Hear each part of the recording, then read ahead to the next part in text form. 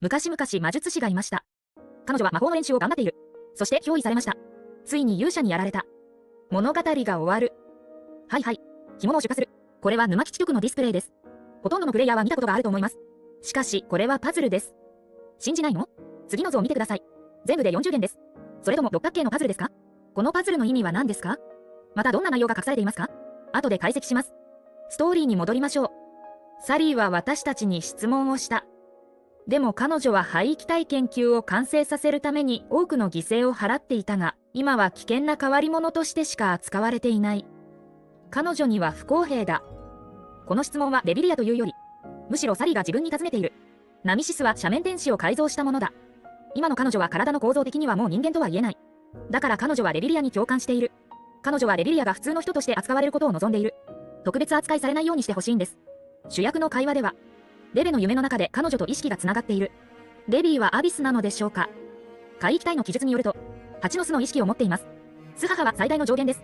アビスの聞いたことを全て見ることができます。ではレベはその一環ですか？レビリアはアビス化したことを知っています。でもどうしてレベは人の形を保っているの？アビスの転換にはもう一つの条件が必要になりそうだ。それが無秩序深淵の黒石儀式場です。何か儀式を経験したことしかない。完全にアビスに変えることができます。レビリアは深淵に行く前にも人間の意識を保つことができる。しかし儀式場に着くと、完全な転換が完了しました。この問題があるのは、鈍色者のエネルギーに侵食された天狼、アビスに体を盗まれたアリス、イエモンガドに寄生されたグミ。主役団の危険は大きいですね。ここはレビリアとレベのつながりだ。レベは安全だと説明した。巣母の直接的な影響を受けていません。チャットが終わりました。星から誘われました。銀岩研究所に来ました。レビリアから放出された黒い霧は何ですか？機器の検査を遮断するだけでなく、巣母の面会を防ぐこともできます。この黒い霧はレビリアの専属スタントになるのではないでしょうか。次はレビリアからの情報です。何か気になるものは何でしょうか。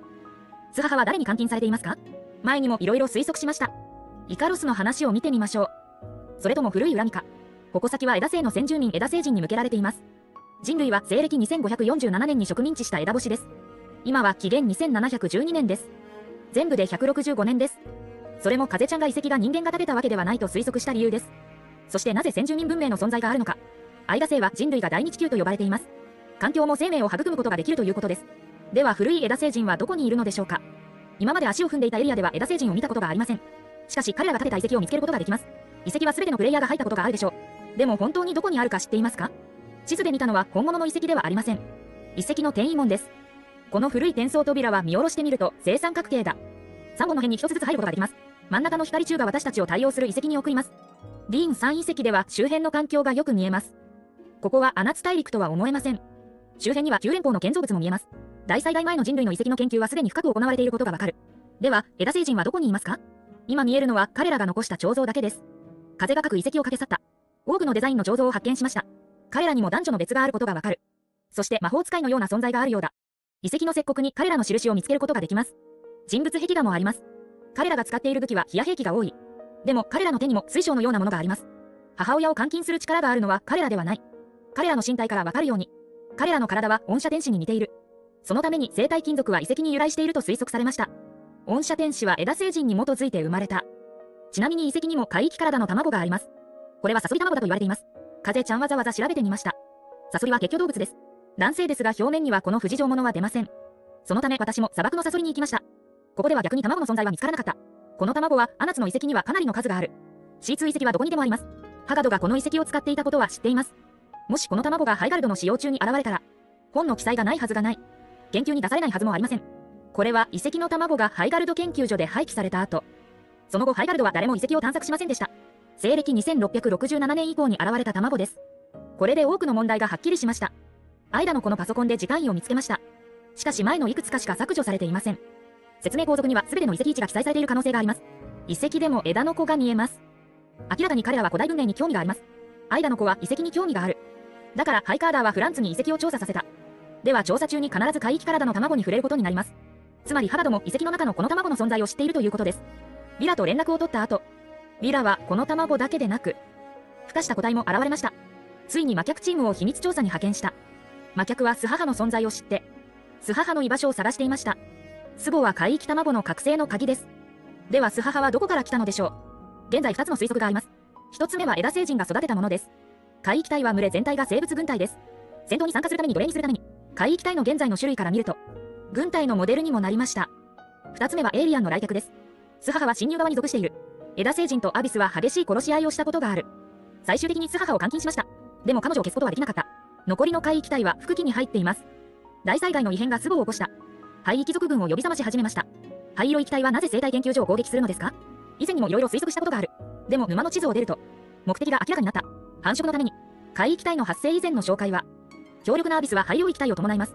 しかし沼の現像システムから見ると、灰色域体の発生方法は唯一ではありません。孵化者の培養によって個体を生産することもできます。しかし同時に疑問があります。幻想の発生は最近ではありません。いつもサンプルを取りに来ていました。基地局もパトロール中断している人がいる。彼らは皆源の巣の存在を知らないのか？運の悪い卵のメモからわかる。鏡は沼の研究はあまり深くありません。召喚方法は運の悪い卵が試したものだ。海域体の攻撃に疲れているのかもしれませんね。ストーリーに戻りましょう。海域体はどこに潜伏していますか？規制型ハイドメイン体が出現してから、いっぺんに人間界も安全でなくなった。誰もが脅威の対象になるかもしれない。今のところ良い対応はない。でもシナリオには案が出ています。目覚めたレビリアを見分けることです。インナスについてから私たちが直面しているのは単なる戦いではありません。憑依したアビスと戦うんだ。この時レビリアが目を覚ました。でも、スハハでもできる。彼女はスハハも私たちの話を聞くことができると言った。彼女の見たこと。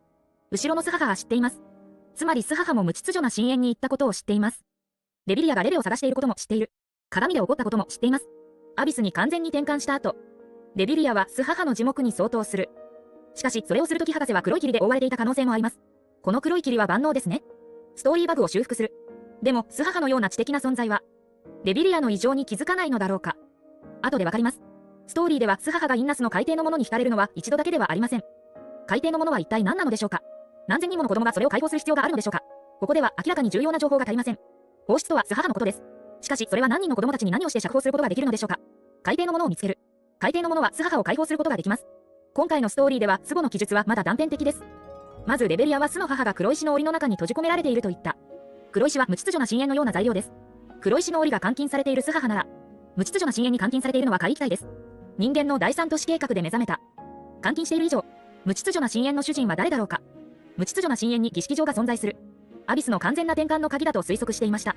この点から見ると大きな目の建物はアビスのものです。しかし無秩序な深淵は檻のようだ。海域体を空間に閉じ込めた。でも不思議なことになぜ監禁されているだけなのか。消滅するのではないでしょうか。枝星人とアビスが最後まで戦ったから、絶滅の危機に瀕していますか？それともアビスは彼らにとって強い脅威ではありません。眠くなっただけで十分対応できます。今は枝星人に会ったことがない。明らかに前者の方が頼りになる。アビスはワープ能力を持っている。そして強大なアビスは自分の分野を持っています。枝星人が対戦で優位に立つとは思いません。両者が一緒になる傾向があります。これで後続の人間の登場が便利です。アビスは高級文明から派遣された生化学軍団になるのでしょうか。気に入った星を占領するために、あるいはアビス自体が生物の群れです。宇宙を時空間で行き来することで、住みやすい星を探す。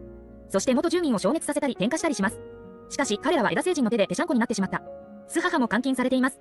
残りの海域体は深淵に封印された。人類が再び目覚めてくるまで。現在私たちが見ている海域体は非常に多様化しています。種類は10数種類に上る。この体制で発展する。これから遭遇する海域の体験は20種類以上に達します。レビリアの研究からわかるように、海域体の一部は転化したものである。私たちが今遭遇している海域体は、過去の枝星人が転化したのは、海域体の変換外形感覚はランダムです。レビリアの外観は人の形を保っています。イエモンガも人間の姿をしています。しかし私たちが深淵で見た海域体はどんな形でもあります。爬虫類、白雲。鈍食者はプロトタイプを見つけることができます。枝干しに動物はいるのかと思わず聞きたくなります。赤には野生動物もいますが、しかし明らかに豊かではありません。間干しが第二地球だから、地球と同じような生態を生み出しているのでしょうか。答えはある。鈍食者は良い例です。クジラをモデルにしています。これはゲームで文案を見つけることができます。海域体は必然的に地球と交わらない。クジラは枝干しの産物かもしれない。これは過去の枝星も生き生きとした惑星であることを示しています。豊かな生態環境があります。しかし大量域体の出現はこれを変えました。大量の動物が海域体に変換されました。これが海域体に大量の動物系がある理由です。枝星人と海域体が防衛戦を繰り広げた。今はまだ私たちの番です。